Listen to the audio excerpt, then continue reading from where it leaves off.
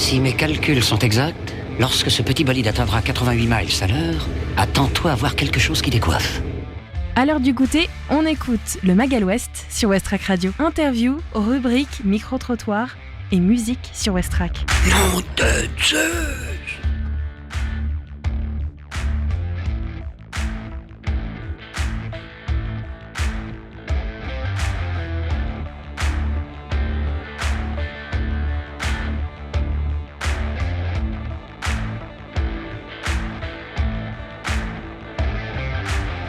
Bonsoir à tous et bienvenue sur Westrack Radio. Vous êtes dans le Magal West avec Lucie.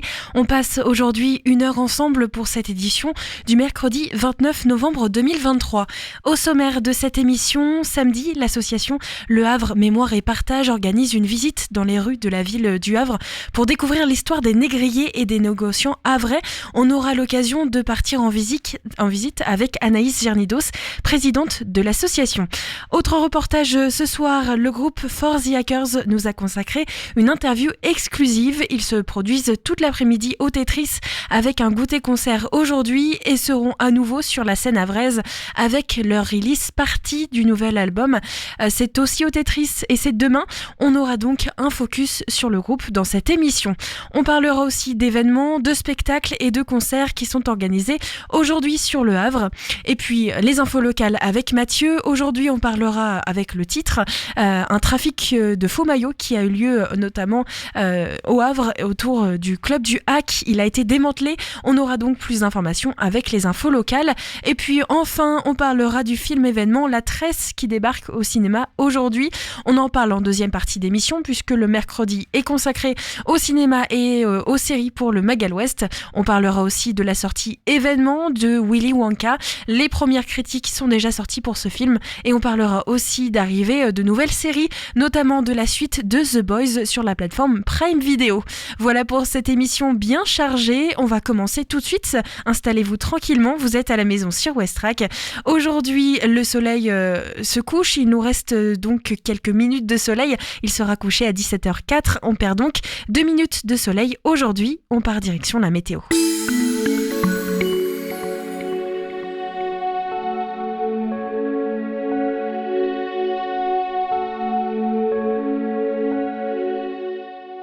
Pour la soirée, le froid va continuer.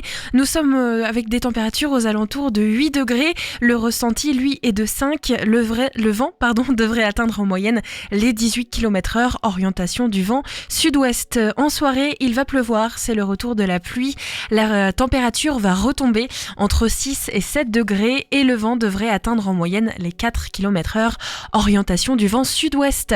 Demain, jeudi, le soleil se lèvera à 8h32 et se couchera à 17h03. On va donc perdre demain 1 minute de soleil. On approche dans les journées les plus froides et surtout où la nuit va tomber le plus tôt. Demain matin, il faudra vous équiper en conséquence pour affronter la pluie. C'est le retour de la pluie et des températures fraîches avec demain matin des températures qui tourneront entre 3 et 4 degrés avec voire un ressenti même de 0 pour certains dans l'agglomération. La force du vent va osciller entre 10 et 20 km/h. Heureusement, le vent ne sera pas très fort. Il sera tourné vers l'est-nord-est. L'humidité relative de l'air sera de 86%. Demain après-midi, de nombreuses éclaircies vont s'ajouter au ciel. La température restera toujours aussi fraîche, 4-3 degrés. Et puis un ressenti qui pourra aller jusqu'à moins 1 degré. Le vent sera un tout petit peu plus fort, entre 20 et 23 km/h, direction est. Et enfin, demain en soirée, on va continuer avec ces températures fraîches. 3 degrés, ressenti moins 2, le ciel sera un petit peu nuageux et le vent sera en moyenne entre 19 et 20 km/h direction est-nord-est. On entre donc dans les températures froides. Pensez à bien vous équiper et surtout à ne pas oublier vos gants. On parlait en introduction de cette émission d'un trafic de faux maillots du Hack qui a été démantelé. Mathieu va tout de suite nous donner plus d'informations avec les infos locales. Bonjour Bonjour à toutes et à tous, les actualités locales de ce mercredi 29 novembre. C'est un coup de filet qui peut prêter à sourire pour une affaire qui reste néanmoins sérieuse. La police a en effet porté un coup à un trafic de faux maillots du Hack. Un homme revendait des maillots contrefaits à 30 € pièce via Snapchat. Il s'agit de contrefaçons plutôt bien faites, mais où il est quand même visible qu'il ne s'agit pas de maillots officiels. L'homme interpellé n'est pas une tête de réseau, il s'agit d'un détaillant qui achetait les maillots en gros pour les revendre. La police a saisi lors de l'interpellation un stock de 100 maillots qui seront détruits. Reconnaissant les faits, l'homme sera présenté à ses juges sous le régime de la comparution sur reconnaissance préalable de culpabilité. L'existence de ce type de trafic est une nouveauté au Havre. Avant que le club ne monte en Ligue 1, les maillots n'intéressaient que les passionnés. Mais depuis la montée, les maillots deviennent prisés, d'autant plus qu'il y a pénurie en boutique officielle. Pour le Hack, l'existence de ces faux maillots représente une perte nette de revenus, surtout dans un contexte financier complexe. Le conseil de quartier Thiers-Coty a été l'occasion d'exposer les projets et les changements à venir dans l'hypercentre du Havre. Point central de ce conseil de quartier, la rénovation et la modernisation des espaces publics. Au terme de plusieurs concertations se dessinent plusieurs projets en 2024-2025. Les travaux débuteront par la piétonisation de la rue du Maréchal Gallieni et des abords de la halle gourmande Place au Marché, ainsi que les aménagements de la rue Gustave Flaubert. En second semestre 2026, ce sera autour des aménagements de l'avenue Coty, avec notamment la création d'une piste cyclable. Dans la foulée, les abords de Place au Marché, de l'espace Coty sur le parvis face au magasin Le Printemps et la rue du Docteur Vignier suivront. Tous ces changements entraîneront quelques déplacements d'arrêt de bus. L'autre transformation spectaculaire est et sera celle du site de l'ancien hôpital Flaubert en contrebas du funiculaire. Les travaux de construction de 250 logements neufs avec parking débuteront 2025, avec notamment la commercialisation de bureaux et de commerce.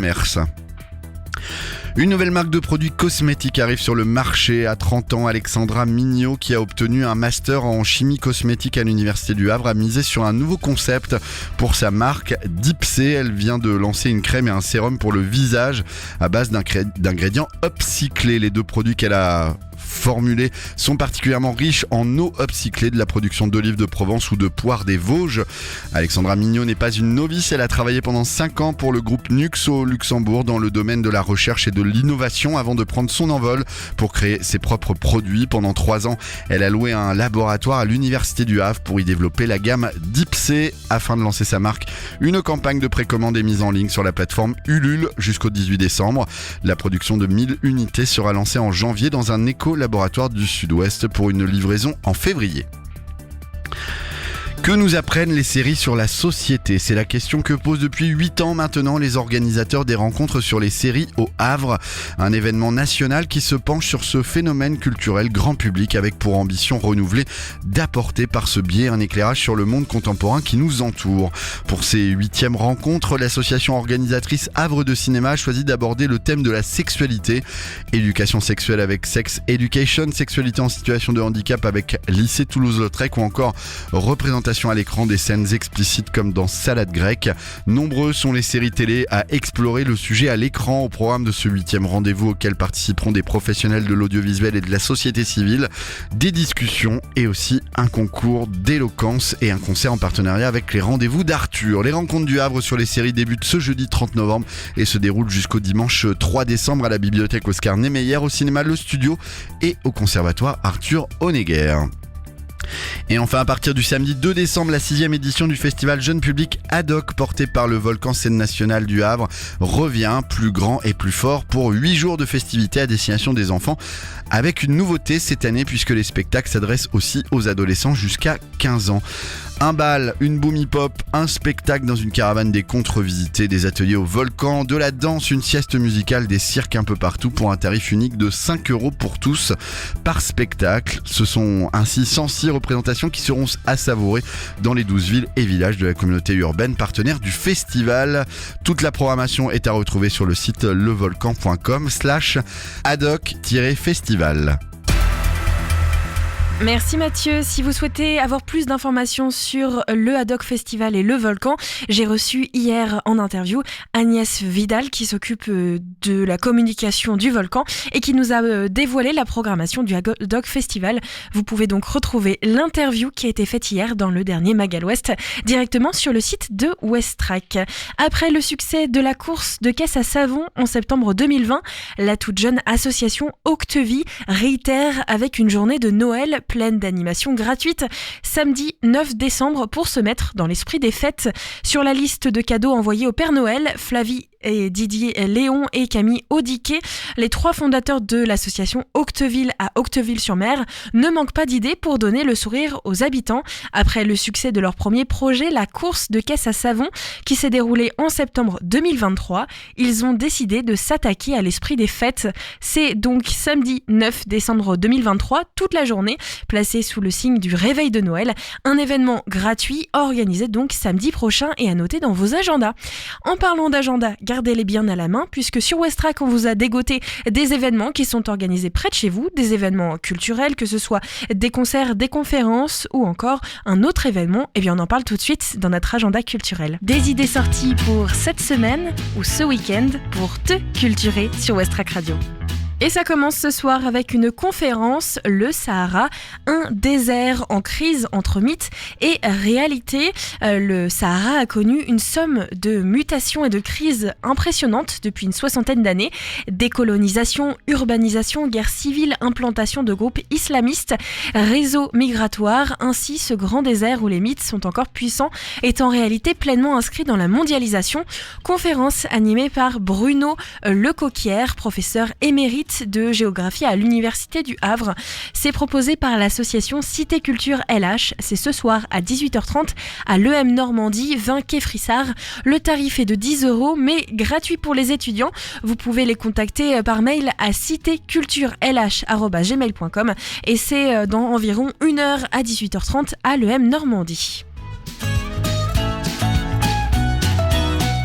Un concert est organisé aussi ce soir, ça s'appelle Sous le soleil de Monet. Pour son 30e anniversaire, l'ensemble vocal Impression vous invite à un concert-spectacle construit autour du célèbre tableau de Monet, Impression soleil levant, sous la direction d'Emmanuel Pascal Falala et aussi Elisabeth Lecoq au piano. C'est donc ce soir à 20h au théâtre de l'Hôtel de Ville. Le tarif dépend selon votre situation, 7, 14 et 17 €. Vous pouvez réserver avec l'atelier de Claire qui se trouve 43 avenue Foch ou vous rendre directement sur place ce soir au théâtre de l'Hôtel de Ville puisque le concert s'est organisé ce soir à 20h.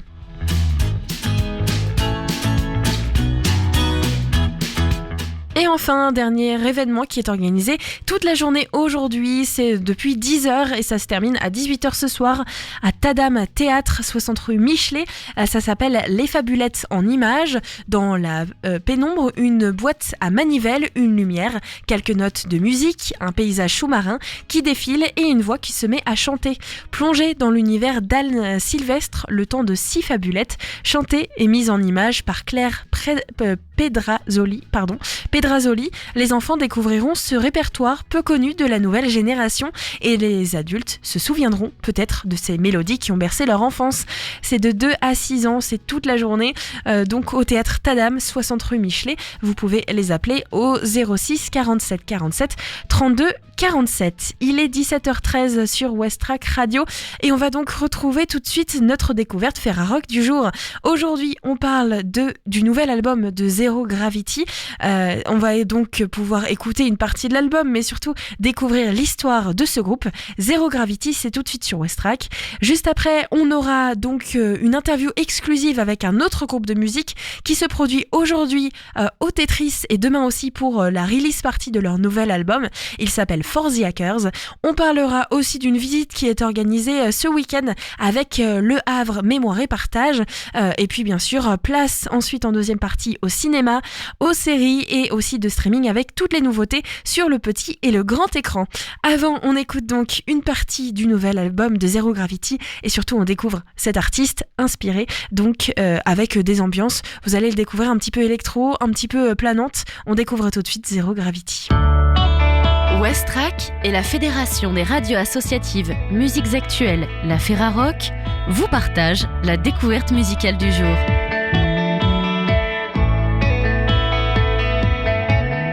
Le nouvel album de Zero Gravity, Une très légère oscillation, est sorti le 10 novembre 2023 chez Jarring FX. C'est un side project électro-ambiant de Johan Guillon. Zero Gravity se caractérise par une approche envoûtante, à la fois sombre et lumineuse, d'une musique électronique organique, céleste et hypnotique, riche en textures synthétiques et analogiques. Entre les tournées, sa passion pour les arts et sciences et les heures passées à digérer de la techno, Johan part prendre le large à bord d'un voilier pour trouver de nouvelles inspirations. C'est en plongeant en mer qu'il devient fasciné par les modifications de ses perceptions sensorielles sous l'eau. Ces résonances, combinées au claquement des vagues sur le bateau, va pousser l'artiste à développer une nouvelle approche de la musique électronique. Il va alors mêler sa guitare, ses synthés aux multiples aspects de la programmation électronique.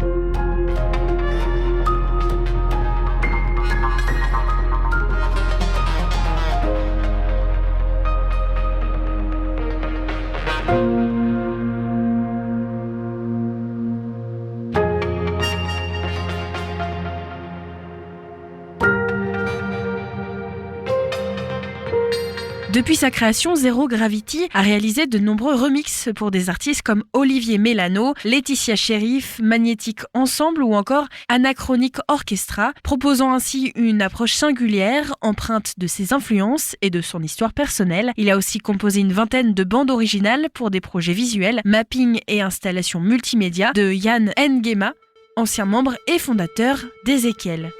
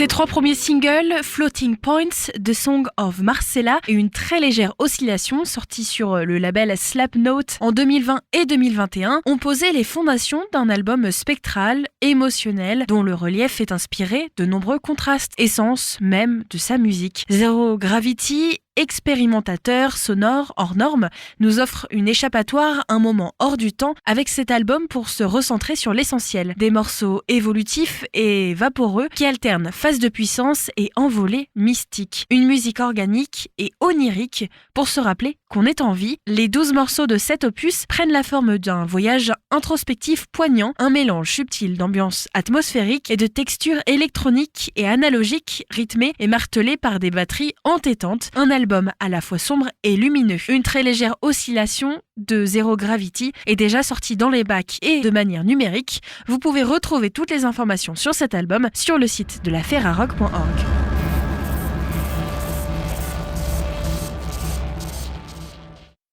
Le Mag à l'Ouest, info, divertissement et bonne humeur sur Westrack. Et après cette découverte musicale, et avant de continuer avec une autre découverte, celle de For the Hackers, qui seront donc au Tetris demain pour un autre concert. Ils étaient déjà présents aujourd'hui pour un goûter concert. On les a reçus pour une interview exclusive sur Westrack. Avant, je vous propose de faire une petite balade en compagnie de Anaïs Gernidos, présidente de l'association Le Havre Mémoire et Partage. Le Havre, vous le savez, a un passé négrier avec de nombreux négociants havrais. On part donc avec elle dans une visite qui va nous ouvrir les yeux sur notre ville et parfois sur son passé sombre.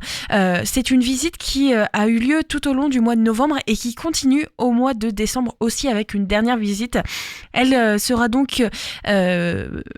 Cette visite, elle sera présentée dimanche. Je vous propose donc de découvrir cette visite, un petit peu une partie de la visite en tout cas, avec Anaïs Gernidos et l'association Le Havre Mémoire et Partage. On part donc en visite et juste après, c'est l'interview exclusive avec For the Hackers. C'est la ville de Françoise de Grasse, c'est la ville de Monsieur François Ier qui porte son nom. Alors il a confié les plans, il a confié le travail à monsieur Jérôme Bellarmato, qui est un architecte siennois, qui va effectivement lui construire une ville à son idée, avec un plan orthogonal qui n'a pas changé. Donc on va y aller tout à l'heure, on va faire le tour, et on va rentrer dans le quartier Saint-François. Le plan n'a pas changé, les noms des rues n'ont pas changé, à quelques exceptions près. Donc sont restées debout quelques maisons que je vais vous montrer, qui portent effectivement la trace de cette histoire que je vais vous raconter. La mémoire et surtout la restitution de celle-ci, c'est le combat de Anaïs Gernidos, présidente de l'association Le Havre Mémoire et Partage. Elle-même descendante d'ancêtres esclaves, elle mène un combat au Havre et dans plusieurs villes de France. Et pourquoi on est ici ? Parce qu'on est quai de l'Arsenal. Quai de l'Arsenal dans le prolongement de la rue Richelieu. Alors l'Arsenal, c'est quoi ? L'Arsenal, c'est ça, avec sur le fronton les noms d'explorateurs glorieux, soi-disant, qui ont génocidé les personnes dans les îles. Alors on est quai de l'Arsenal, il y aura dans cet arsenal, alors à la place de la Tour Alta, il y avait plusieurs magasins, des magasins d'armes, des magasins de voilerie, des ateliers, plusieurs ateliers, parce que Le Havre, à l'origine, était un port militaire. Donc, dans l'arsenal, il y a toutes sortes d'ateliers qui permettent effectivement de faire la guerre. Ce travail se fait sous forme de visite dans le quartier Saint-François au Havre, quartier historique pour les négociants havrais. Anaïs met la ville face à son passé. Le Havre va fournir les bateaux, toute la logistique maritime, parce qu'on a l'arsenal. Et Honfleur va fournir les équipages. Et ces gens-là, ils vont par alliance matrimoniale, par cooptation, devenir les personnes les plus riches. Mais les plus riches de l'époque. Alors, ils vont partir chercher des captifs, mais pour cela, il faut de la monnaie d'échange. Il faut de la pacotille, ce qu'ils appellent de la pacotille, qui n'en est pas. Pour cette visite, l'association s'appuie sur des faits historiques, mais aussi sur des traces que l'histoire a laissées au Havre. Quelques immeubles de négociants qui se cachent dans le quartier Saint-François, ou encore le musée de l'Armateur, dont le propriétaire était un négrier havrais, Martin Fouache, connu pour avoir participé à ce commerce. Les cafetières elles vont avoir des formes comme ça. Et puis là, il y aura une boule, c'est une tête de nègre. Vous allez trouver ça dans le musée, hein. Mais il n'y a pas qu'ici, hein. Dans d'autres musées, à Nantes, il y a toute une vaisselle, il y a toute une industrie qui va se développer. Et si vous allez visiter la maison de l'armateur, vous allez voir la décoration à l'intérieur, c'est kitsch, hein. C'est pas au goût d'aujourd'hui. De la création du port et donc de la ville, au transport des esclaves jusqu'aux plantations et à la vie des serviteurs au Havre, Anaïs raconte avec poigne le commerce triangulaire. Ce sont des voiliers qui vont être transformés. On va embarquer des tonneaux de choses pour pouvoir partir en Afrique. Il va naviguer tout le long de la côte jusqu'en Angola, Congo-Angola. Parce qu'ils ne vont pas trouver d'un coup 300, 400, 800, parce qu'ils sont allés jusqu'à 1000 esclaves, captifs à acheter. Ils vont comprendre, en fait, qu'ils vont se transformer de marins à garde-chiourme, parce que les esclaves, les captifs vont commencer à être embarqués dans la cale. Alors, cette cale, évidemment, elle vaut de l'or pour les négociants, pour le capitaine, il doit la protéger. Une visite importante pour les Havrais et les touristes et un devoir de mémoire qui restera bien sûr touchant par son histoire. Il n'y a pas de nom pour pouvoir expliquer ce que ces gens ont fait et la manière dont ils se sont pris pour pouvoir réduire les gens chez eux en fait. Parce qu'ils arrivent à chaque fois dans des contrées où il y a déjà des gens. Quand j'étais petite fille, je pensais que la terre était vide. Et que les Européens, ils avaient découvert le monde. Et moi, j'étais contente. Oh, c'est bien. J'ai compris après que c'était tragique. Mais je pensais ça, vraiment. Hein, comme je pensais que mes ancêtres étaient des Gaulois. Hein. Ah oui, j'ai pensé ça aussi. Et puis en fait, non. C'est vraiment une volonté cupide. Et c'est un crime contre l'humanité en bande organisée. Une visite est encore organisée au mois de décembre, le 2 décembre 2023 à 10h. Rendez-vous au Bassin du Roi. Vous pouvez directement vous inscrire au 06 78 18 44 71 ou par mail à l'adresse suivante havremémoire-et-partage@gmail.com. Merci encore à Anaïs Gernidos de nous avoir permis d'enregistrer une partie de la visite. Et si vous voulez bien sûr découvrir cette visite complète qui est d'une durée de presque 2 heures, je vous conseille de vous y rendre le 2 décembre, c'est-à-dire ce week-end, réservé à l'avance car c'est le dernier créneau pour cette visite avec le Havre Mémoire et Partage et il est possible que le nombre de places soit limité. Après ce reportage plutôt, nous allons tout de suite partir direction For the Hackers et cette interview exclusive. Je vous l'expliquais tout à l'heure, ils ont fait un double concert, du moins ils ont commencé aujourd'hui avec le premier concert, goûter et concert, et demain ils se produiront à nouveau sur la scène du Tetris et cette fois-ci pour un concert le soir. J'ai donc eu l'immense honneur, j'ai envie de dire, de les recevoir directement dans le studio de Westrack pour une interview exclusive. On va donc pouvoir parler un petit peu de leurs inspirations, d'un nouvel album qui arrive, des 3 singles qui sont déjà disponibles.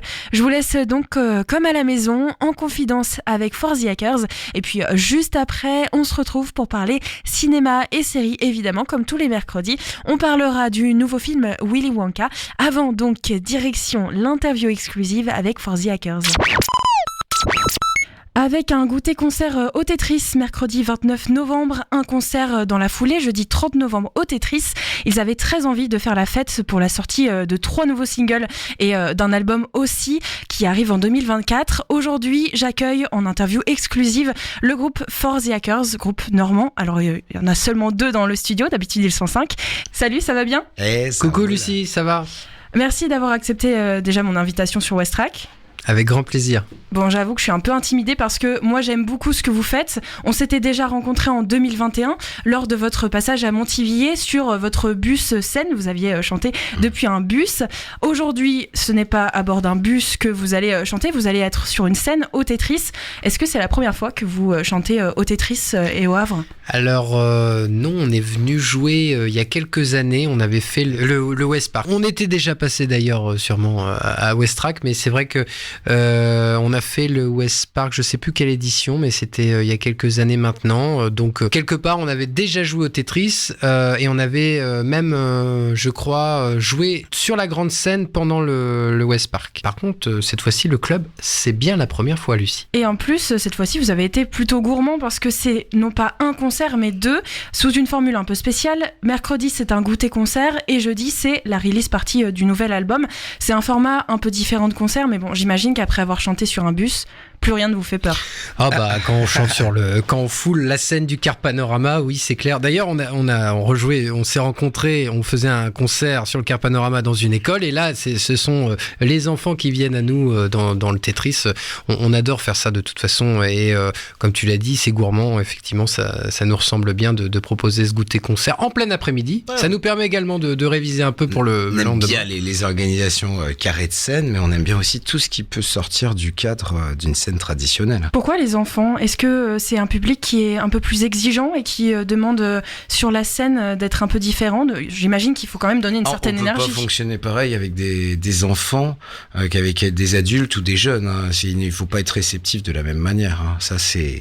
Moi, je penserais à l'inverse que justement, ils sont beaucoup plus accessibles que les adultes. J'ai remarqué notamment cette année, lors d'un concert qu'on a fait dans un collège, bon, c'est déjà des grands enfants, collège des ados, on sent qu'on passe par un petit jugement d'une ou deux chansons, mais dès que c'est lâcher prise totale. Et j'espère, je pense qu'avec les enfants goûter concert, tout dépend de la moyenne d'âge, mais il y aura un peu ce même phénomène. Je pense que l'enfant a moins besoin d'être surpris à une certaine hauteur d'exigence, donc ce qui permet d'être un petit peu plus libre et à mon avis d'emmener un peu plus loin et puis de faire de l'amuser plus, parce qu'on est des outils d'amusement, hein, au-delà d'envoyer notre message ou notre chanson avec son harmonie, peu importe, on est là pour divertir. Donc en tout cas, la mission de divertir des enfants, des ados, des jeunes, c'est une super mission. Les messages, justement, vous aimez les passer par la musique. Donc là, il y a 3 nouveaux singles qui sont déjà disponibles un peu partout.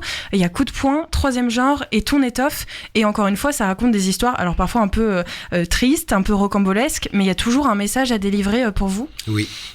Il y a toujours une inspiration qui est là, qui est concrète. Après on la camoufle, on la feutre, on la rend artistique, mais il y a toujours un vécu de près ou de loin qui est pas forcément personnel à nous membres du groupe, qui est peut-être dans nos proches ou dans notre entourage, mais on écrit sur ce qu'on vit. Voilà. Quand on est un groupe de 5 personnes, comment ça se passe justement pour écrire ce qu'on vit ? Vous vous mettez d'accord autour d'une table ou c'est plutôt il y a une mélodie qui commence et vous vous dites tiens, telle parole ça pourrait fonctionner ?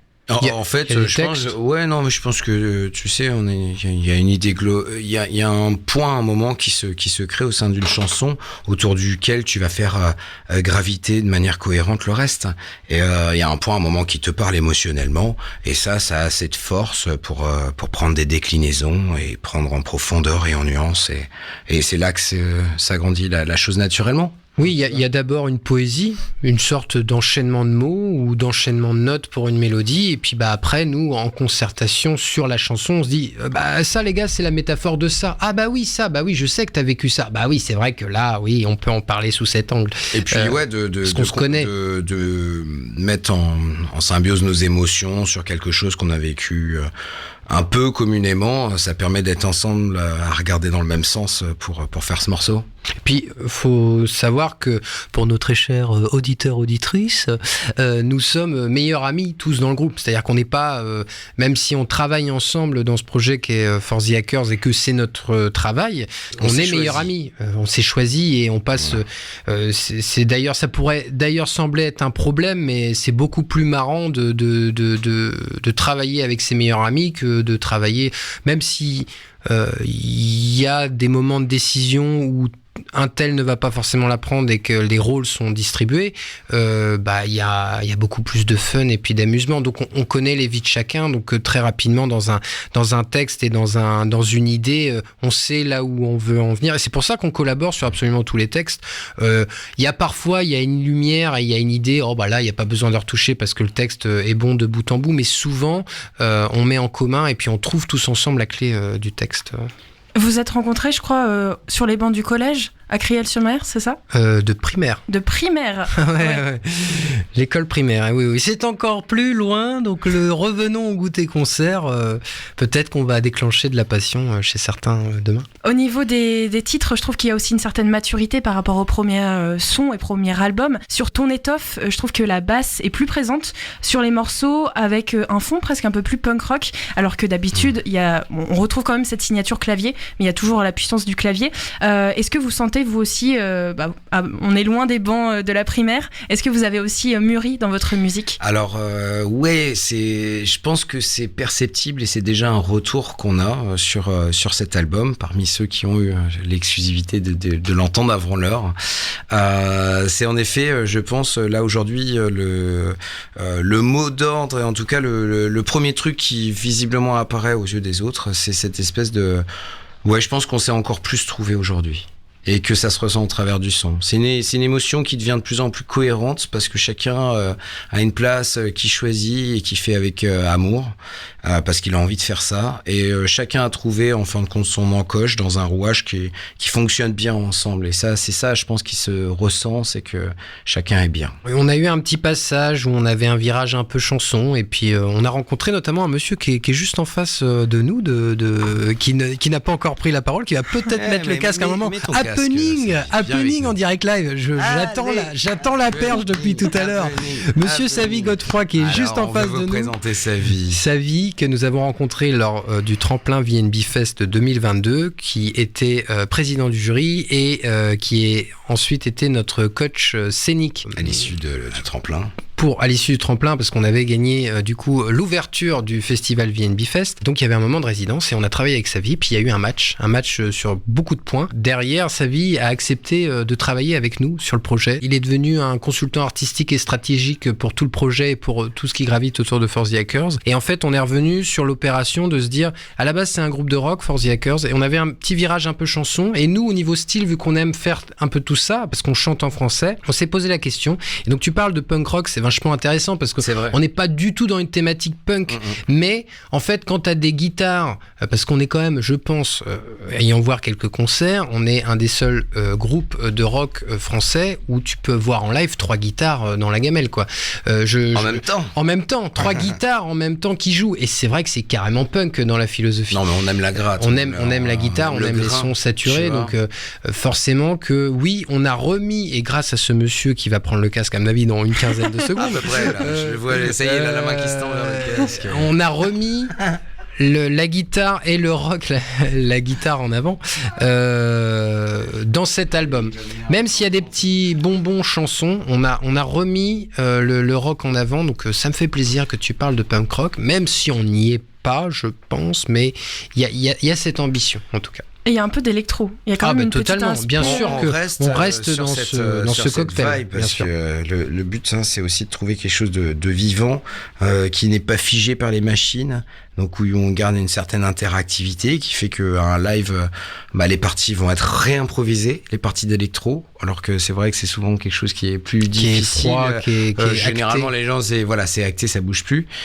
C'est de garder une espèce de côté organique avec l'instant, parce que ton public il te demande quelque chose, quoi, tu vois, et ça tu dois le sentir. T'as pas le droit de dire ouais je fais mon truc et puis ça marche ou ça marche pas. Non, il y a une espèce de choses à sentir là qui vient de toutes ces personnes qui sont réunies et qui ont envie de prendre des vagues. Tu le sens comment tu dois rebondir, on se regarde, on sait que tiens ce morceau là en fait lui il va zapper, on avait prévu ça mais on va pas faire ça, et puis moi là par moment je vais faire, c'est censé être la fin du morceau, et puis il y a quelque chose qui doit se poursuivre là, tu vois, et tu sens à ce moment-là. Et l'électro marche bien en live pour ça, parce que ça permet, sans passer par un côté un peu brut de pomme d'une guitare, tu peux être brut avec de l'électro mais quand même un peu planant, et quand même en fait c'est une diversité de sons qui permet de faire beaucoup de choses en live. Et pour revenir sur notre étiquette stylistique, justement cette année, ça faisait des années qu'on parlait de nous en mode pop rock électro, et cette année on a inversé le pop et rock et on a fait rock pop électro. Donc cette couleur est redevenue, mais il y a l'électro et il est présent dans absolument tous les morceaux. On va écouter d'ailleurs un des singles qui sont déjà disponibles. Je vous propose de choisir. Alors là, va falloir vous mettre d'accord. Ça va, vous êtes 2 et pas 5. C'est n'importe quoi. On tire au dé, courte paille. Je te choisir. Non mais très bien, on part sur ton étoffe. Pauvre de toi, tu t'enivres et vois quelle tristesse. L'air de rien, t'es toujours mal et tu nous blesses. Qui rira de ça, je sais pas, range ton ivresse. Tu sèmes la peur, redescends et saisis ta chance. Tu vis un peu mieux. Ton lendemain ne changera rien, juste un peu plus vieux. Sans perdre la force de vivre, pour un homme tu te laisses. T'en es lâché à jeter pour quelques pièces. Change la donne, redors ton étoffe. Aucun de nous ne pourra supporter que tes actions mènent à la catastrophe. On ne l'encaissera jamais. Change la donne, redors ton étoffe. Aucun de nous ne pourra supporter tant les larmes.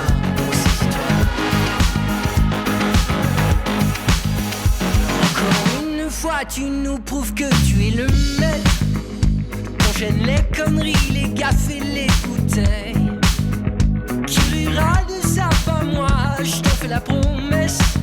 Prends un peu à cœur ce qui t'arrive, redonne-lui un sens. Ok, pour une vie un peu mieux. Révise d'abord ton chemin, l'esprit nébuleux.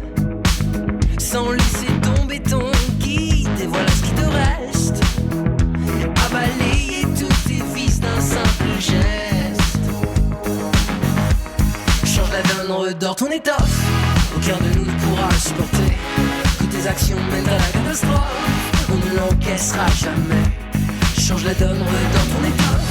Aucun de nous ne pourra supporter dans les larmes. Saisis-toi.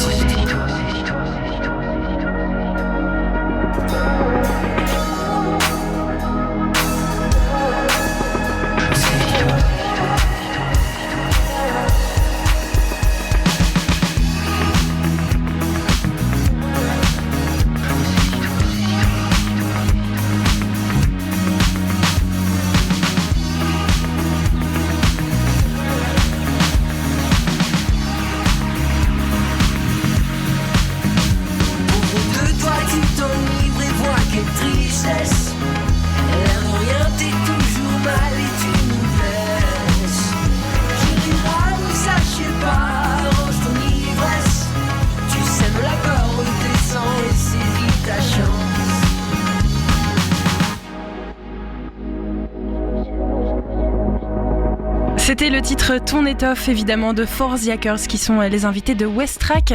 On parle de 3 singles qui sont déjà disponibles. Il y a un album qui va arriver quand même. Oui, d'ailleurs qu'on sort le soir même de notre release party au Tetris.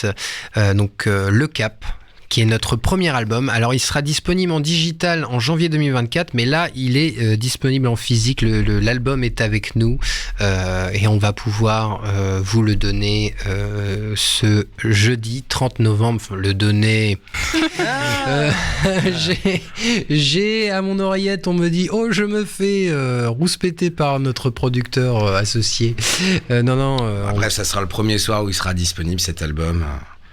Et voilà, on marque le coup ici pour la release avec la sortie de l'album en physique. Et à l'issue de ça, il y aura une sortie numérique courant janvier. Donc comme ça, d'abord on commence par du physique, en direct avec de l'humain, avec les gens qui sont là. C'est quoi l'histoire de cet album ? Ah bah ça s'appelle Le Cap. Ouais. Le cap, ça englobe beaucoup de choses. À la fois notre ancrage normand, notre chemin. C'est la détermination, voilà, ouais. C'est ça. C'est le cap. C'est vas-y, maintenant on sait ce qu'on fait, on sait pourquoi on le fait. Et on n'a pas peur d'avoir peur. Tu vois, quelque part, c'est genre un moment là, tu sais tellement que t'es à ta place que t'as même plus besoin de compter ton énergie. Tu fais. Voilà. Tu maintiens le cap. T'es sur le bateau, dans la tempête, faut quand même avancer, faut que tu ailles au port. Les vagues, on est... Malgré les doutes et les tourments. T'es à ta place, c'est tout. T'es à ta place, tu te poses pas de questions. C'était quoi votre tout premier concert ? Oula. Alors, 18 juin 2010, salle des fêtes de 76 910 Criel-sur-Mer, le tout premier concert. Qu'est-ce qu'on en dit de ce tout premier concert ? 15 ans, un quart, un an de guitare dans les pattes, un an de chant, pas d'éducation musicale, directement du son, quoi. C'est les débuts. C'est les débuts, quoi. Il faut passer par là.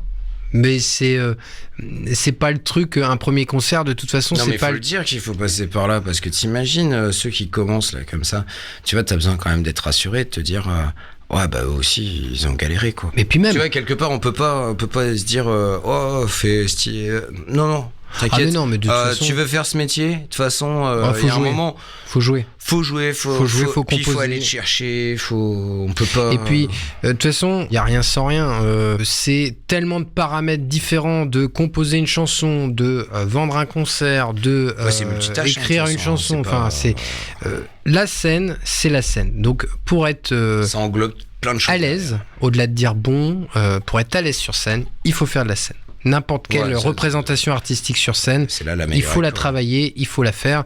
Je pense que le point commun entre quelqu'un qui a 2000 concerts dans les pattes et puis 200, c'est que s'il continue à en faire, c'est qu'il y a ce goût pour ça. S'il y a du goût, il y a de la passion. S'il y a de la passion, il y aura forcément des améliorations, parce que quand on est passionné, on a envie de donner mieux ou donner plus et plus justement.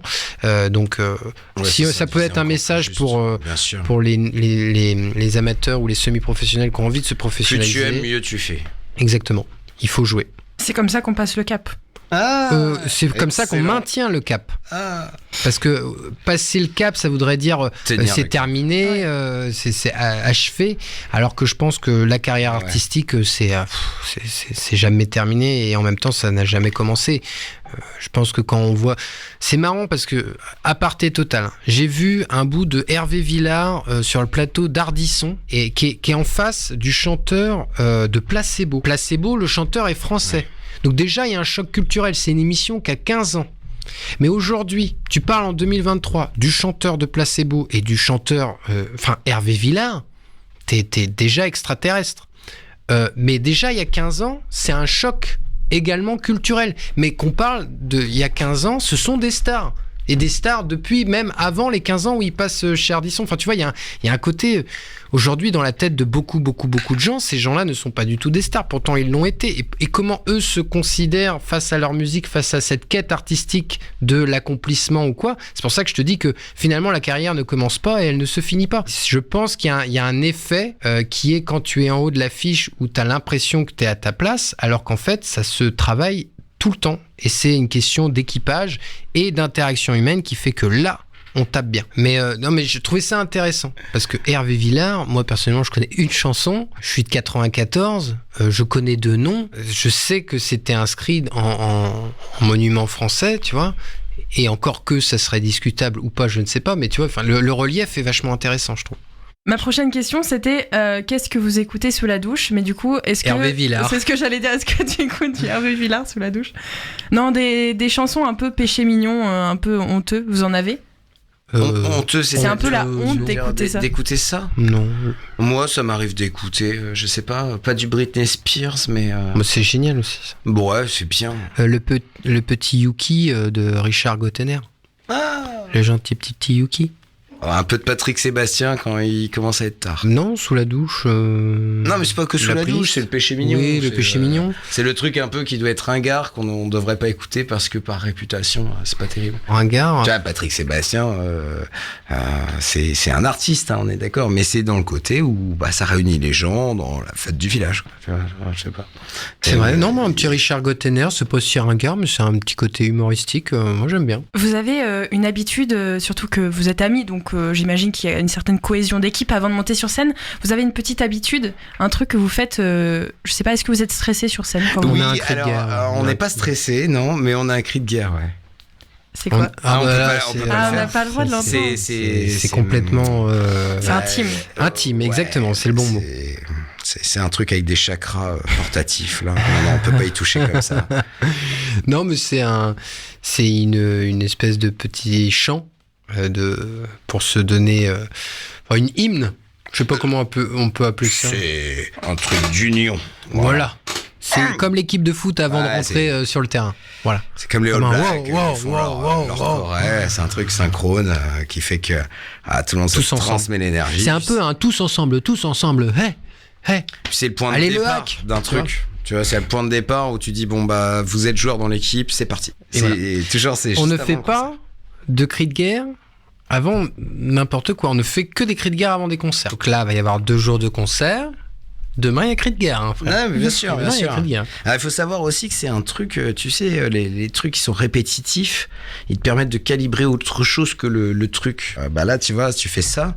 Et derrière, en fin de compte, quand tu vas entendre tes gars, tu vas entendre ce petit moment-là. Et il va te traduire un petit conditionnement, un conditionnement de chacun, et qui va aussi te dire bon, voilà comment moi je sais comment il faut faire parce que lui je le sens dans la manière de le faire, en grande forme ou machin. Ou il est en trop grande forme. On va tenir un peu plus le navire, on va compenser, ou on sait qu'on va pouvoir se reposer plus, on s'arrange entre nous quoi. Pour rebondir à une question de tout à l'heure, en fait il y a un moment où faire de la musique tous ensemble est un tel plaisir que en fait c'est la récréation. Bon, il y a des moments de travail intenses où quand on travaille la musique avec Zoom, bien sûr, pas avec Zoom le fait de la travailler en télétravail, on zoome sur notre matière à ce moment-là, forcément il y a des hauts débats, il y a du travail, il y a de la précision, il y a un côté répétitif dans une répétition et dans plusieurs jours de répétition qui peut être aussi un peu abrutissant, mais qui est très important pour élever la musique.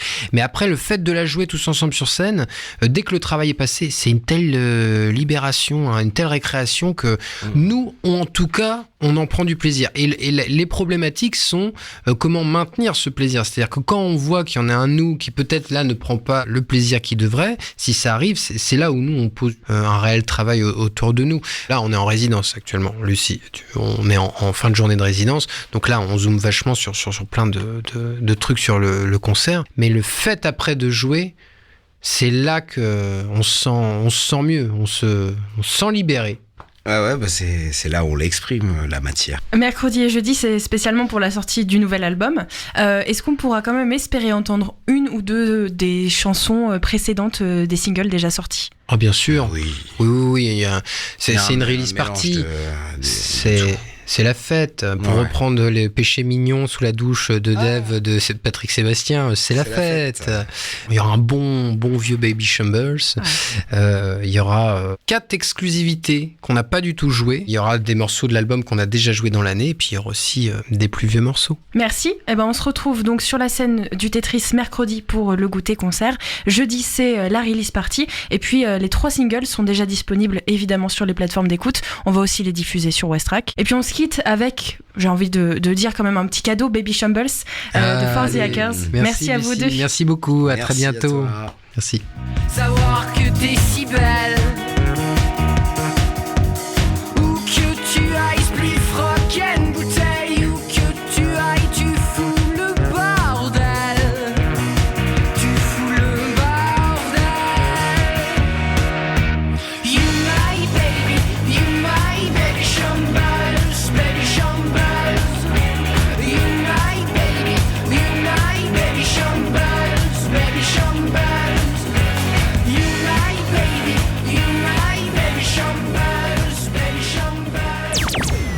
C'était donc le groupe For the Hackers en interview exclusive pour Westrack Radio.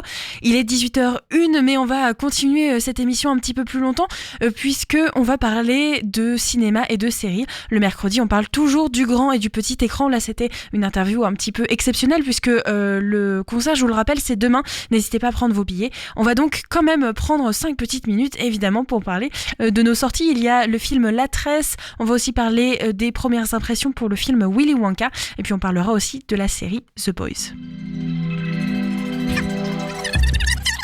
Ça marche à l'électricité, mais il faut une réaction nucléaire pour générer les 2,21 gigawatts d'électricité.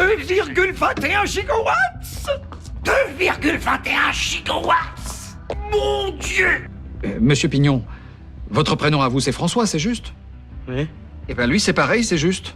Un grand pouvoir implique de grandes responsabilités. Parce que tu as la capacité émotionnelle d'une petite cuillère. Le film La Tresse sort donc aujourd'hui dans les salles. La Tresse, c'est un film qui est adapté du roman du même nom, écrit par Laetitia Colombani et paru en 2017. Cette dernière a réalisé elle-même la version cinéma de son ouvrage, best-seller vendu à plus de 5 millions d'exemplaires. Le récit de 3 femmes qui appartiennent à des cultures différentes et des contextes différents est né en janvier 2015, le jour où la cinéaste a accompagné une de ses très chères proches amies dans un magasin terrain de perruques, d'où le nom, la tresse. Laetitia Colombani tenait absolument à tourner dans les 3 langues et les pays décrits dans le livre. Elle a ainsi fait appel à un directeur de casting dans chaque contrée. Michael Lagens a supervisé l'ensemble des 3 castings qui se déroulent en parallèle. Pour Smita, la réalisatrice qui a donc géré la partie indienne, elle dit avoir choisi des acteurs plutôt ancrés dans les films Bollywood. C'est donc une comédienne à la peau foncée, comme dans le film Les Intouchables, qui a été choisi pour donc la version indienne du film La Tresse. Le tournage de La Tresse a été reporté plusieurs fois en raison des confinements successifs. Laetitia Colombani et son équipe se sont d'abord rendus en Inde, puis au Canada et en Italie. Au total, la production s'est étalée sur 6 mois. Pour l'équipe du long métrage, c'était à la fois une course de vitesse et un marathon de fond. Le film est donc sorti aujourd'hui au cinéma. Je vous conseille fortement d'aller le voir. C'est une histoire touchante, évidemment, qui parle de la vie de femmes très différentes, qui viennent de pays très différents, de cultures évidemment diverses. Et puis, il y a aussi le livre qui est toujours et déjà disponible en librairie, si vous souhaitez donc découvrir cette histoire. Un autre film événement qui sort, alors là il va falloir être encore un petit peu patient, le 13 décembre dans nos salles, c'est Wonka, qui a été déjà présenté en avant-première à Londres le mardi 28 novembre, et les premiers avis sur ce préquel de Charlie et la chocolaterie sont déjà en ligne, on va donc pouvoir en parler. C'est donc oui, un préquel, une avant-histoire du film et du livre Charlie et la chocolaterie, dans laquelle Timothée Chalamet va donc se plonger dans le personnage de Wonka, Willy Wonka évidemment, une icône de la pop culture.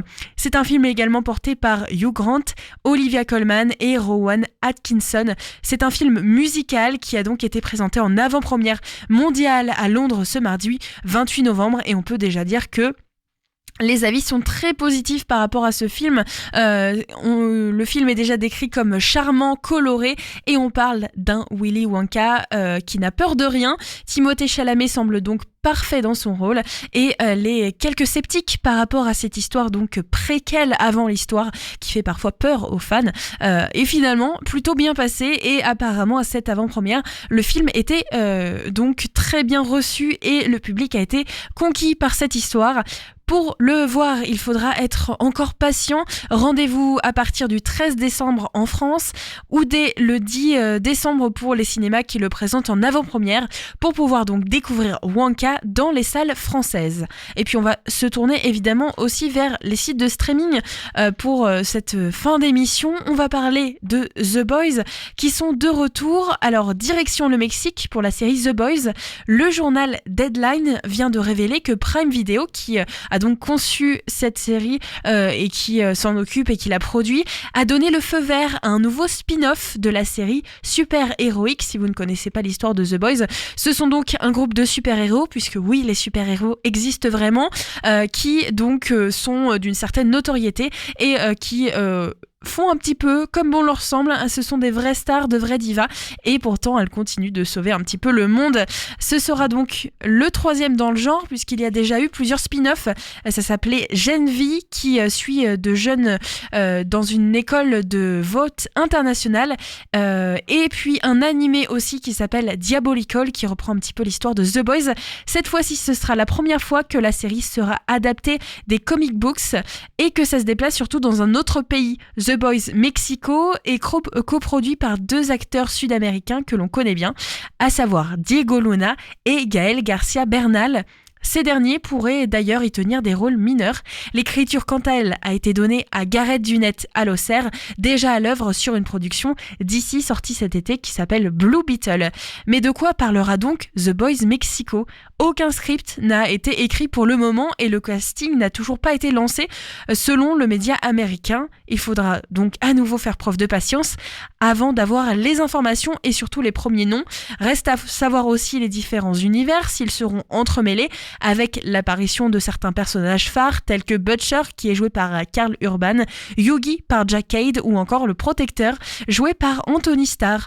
On pourra toujours pallier cette attente avec la saison 4 de The Boys qui devrait logiquement faire son retour sur Prime Video en 2024, puisque ce spin-off n'empêchera pas bien sûr la production de la série. Affaire à suivre évidemment sur West Track. Comme toujours dans le Mag All West, on vous tient au courant. On en parlera dans les prochains mercredis, puisque tous les mercredis, je vous donne rendez-vous de 17h à 18h pour parler de séries du petit et du grand écran, et surtout suivre toutes ces nouveautés et ces nouvelles séries qui pourraient arriver bientôt sur nos écrans. Il est 18h08 sur West Track. On va donc maintenant se quitter évidemment. On va écouter un titre comme toujours pour bien commencer la soirée sur West Track. Vous le savez, la musique continue et puis votre programme évidemment, alors restez à l'écoute de West Track. Nous on se retrouve demain à 17h et on se quitte avec un titre qui nous vient de Los Angeles, Rhythm to Your Love. Ça va nous faire un petit peu danser et c'est Sunny Colon qui nous chante ce titre sur West Track. Très belle soirée.